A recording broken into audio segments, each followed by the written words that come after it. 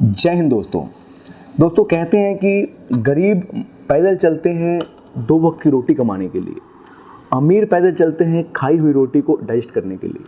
तो world media के हवाले से दोस्तों एक ऐसी ही खबर सामने निकल के आई है जो सुन के आपको लगेगा कि दुनिया में लोग कितने शौकीन हैं।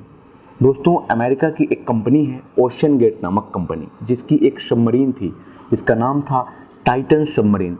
ये दोस्तों यात्रियों को टाइटन शिप के जो मलबे हैं अटलांटिक महासागर में उसको दिखाने के लिए ले जाया करती थी और इसका किराया था 2 करोड़ रुपए एक आदमी का। ये शिप दोस्तों 18 जून को अमेरिका से 4 अरबपति यात्रियों के साथ रवाना होती है और लगभग 1.45 मिनट 1 घंटे 45 मिनट की यात्रा तय करने के बाद इसका नेविगेशन सिस्टम के साथ कनेक्शन छूट जाता है और इसे लापता करार कर दिया जाता है। दोस्तों इसमें 4 पैसेंजर यात्री जो थे वो यात्रा कर रहे थे और ये चारों के चारों अरबपति थे। इनके बारे में आगे मैं आपको बताऊंगा। दोस्तों अगर बात करें टाइटैनिक जहाज़ की, तो टाइटैनिक जहाज़ का मलबा जो 1912 में इसके साथ एक्सीडेंट हुआ था उसका मलबा जो है आज भी अटलांटिक ओशन में मौजूद है और ये कनाडा से लगभग 700 किलोमीटर दूर, कनाडा में एक जगह है जिसका नाम है न्यू फाउंड लैंड, और उस जगह से लगभग 700 किलोमीटर की दूर पे ये एक्सीडेंट हुआ था और वहाँ पे समुद्र की गहराई 3800 मीटर की गहराई में आज भी उसके अवशेष मौजूद हैं और उसी अवशेषों को दिखाने का काम ये सबमरीन करती थी और उसी से इसका टूरिज़्म चल रहा था। दोस्तों न्यू फाउंड लैंड से यहाँ तक पहुँचने में इस सबमरीन को लग जाते हैं लगभग 2 घंटे, जिसमें से कि 1 घंटे 45 मिनट का यात्रा इसने ऑलरेडी तय कर लिया था। यानी कि लगभग ये सबमरीन जो है टाइटैनिक के पास, शिप के पास पहुंच गई थी। अचानक से उससे जो कनेक्शन मिलता है नेविगेशन का, जो साउंड वेव्स छोड़ती हैं वो मिलने बंद हो गए और वो जहाज़ फिर रडार में दिखना बंद हो गई। दोस्तों अगर इस सबमरीन की बात की जाए तो ये एक सबमरीन थी जो कि एक अमेरिकन कंपनी है ओशियन गेट। ये एक टूरिस्ट कंपनी है और इस कंपनी का जो मेन काम है वो यही है एडवेंचरस टूरिस्ट प्रोवाइड करवाना। तो ये सबमरीन इसी कंपनी की बनाई हुई थी और इसी कंपनी की मैन्युफैक्चरिंग थी। ये सबमरीन दोस्तों इसके अलावा जो इस सबमरीन का काम था वो समुद्र की गहराइयों का पता लगाना, रिसर्च सर्वे करना भी इसका काम था। दोस्तों इसकी अगर बात की जाए तो इसकी लंबाई थी लगभग 22 फीट एंड इसकी चौड़ाई थी 9.2 फीट, यानी कि एक ट्रक के साइज का ये सबमरीन जो है दिखता था।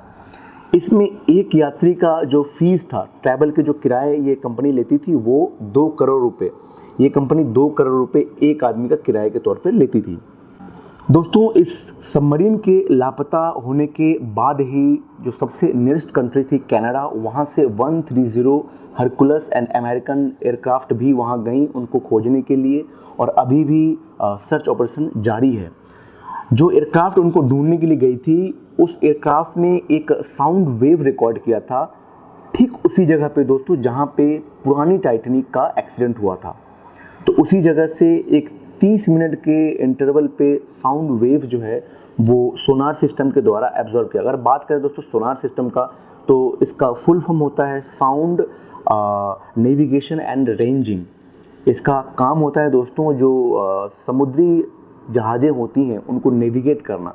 ये क्या करती हैं दोस्तों, समुद्र के पानी के अंदर साउंड वेव छोड़ती हैं। लाइट वेव इसलिए नहीं छोड़ती क्योंकि साउंड वेव पानी में लाइट वेव की तुलना में ज़्यादा फास्ट मूव करता है, इसलिए सोनार सिस्टम का यूज़ किया जाता है जितनी भी समुद्री जहाज़ें हैं उनको नेविगेट और ट्रैक करने के लिए। तो उसी सिस्टम के तहत जो हमारे हवाई जहाज़ थे अमेरिकन एयर कनाडा के, उन्होंने साउंड वेव को ऑब्जर्व किया और पता लगाया कि ये जो साउंड वेव ठीक उसी जगह से आ रही थी जहाँ पे कि पुरानी टाइटैनिक का एक्सीडेंट हुआ था। अब दोस्तों अगर बात करें इनके यात्रियों के बारे में, तो इनके यात्री बहुत ही, अगर 2 करोड़ रुपए एक बंदे का किराया है तो आप आइडिया लगा लो कि इसमें कितने रईस लोग ट्रैवल कर रहे होंगे। दोस्तों इसमें कुल मिला के 5 लोग थे, जिसमें से कि सबसे पहले जो थे वो इस सबमरीन के चालक थे जो कि एक 77 वर्षीय नागरिक थे। कहाँ के? फ्रांस के। एक फ्रांस के चालक इस सबमरीन को चला रहे थे। अगर बात करें हम इनके सबसे पहले यात्री की, तो वो थे एक ब्रिटेन के बहुत बड़े बिजनेसमैन। दोस्तों ये बिजनेसमैन जो थे इनका एक भारत के साथ भी नाता है।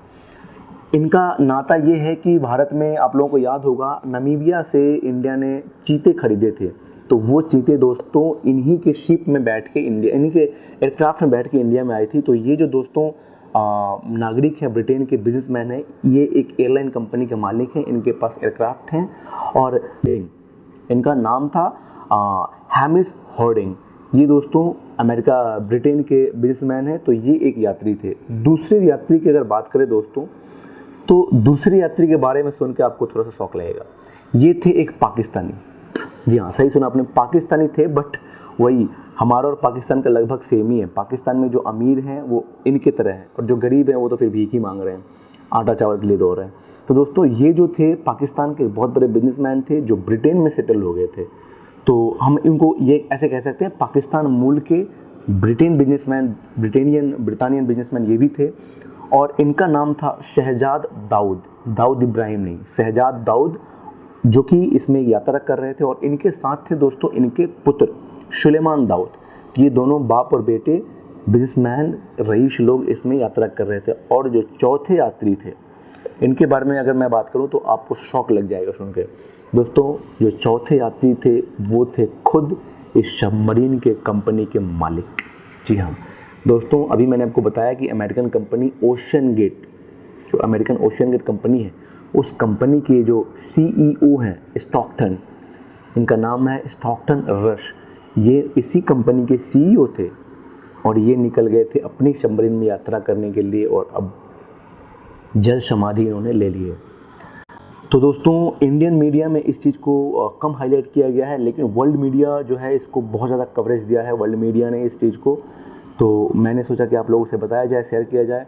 दोस्तों अगर आपको मेरी ये खबर अच्छी लगी हो तो प्लीज़ अपने दोस्तों के साथ शेयर कर दें, लाइक सब्सक्राइब अगर अच्छा लगे तो कर दें।